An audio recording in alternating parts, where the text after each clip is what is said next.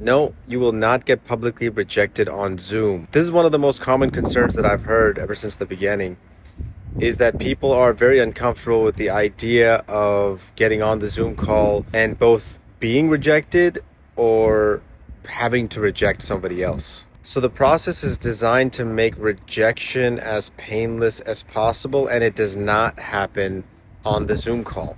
Let's get into the detail of how the Zoom call works. You click on the provided link and I'll be there. Okay, you're brought into the meeting, and then the other person also pops into the meeting. At that point, I introduce both parties, and you guys are given a list of questions, open-ended questions to answer one by one. Let's say the first question is the following: if you got a $100,000 bonus tomorrow from work, how would you use the money? So the guy answers that question.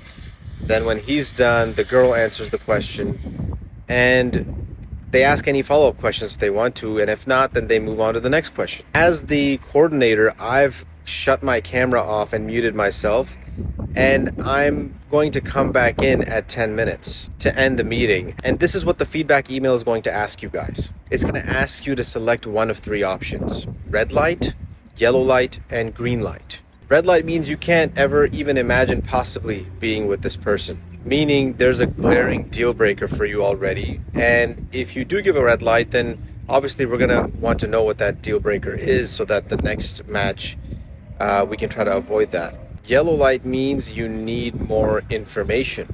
Basically, you're not yet ready to exchange information with them and take them off the platform.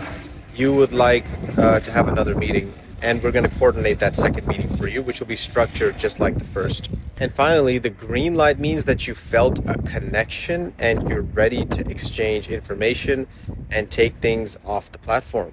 But you should keep one thing in mind, that if you give a yellow light or a green light and the other person gives a red light, that means you both move on to other matches. Because we can't really force people to meet multiple times if they see that glaring deal breaker. But at least you got a proper chance because they actually got to see your personality, not just a still image. Our definition of a match is when we give you the opportunity for a coordinated Zoom introduction. Most matchmakers, the definition of a match is simply sending you a profile. And that's a very low bar, and I believe that is the reason why all the ghosting and the catfishing and all that stuff happens, because the matchmaker has no accountability. They're just literally looking at a profile and sending it to you. They don't even know if the profile is legit.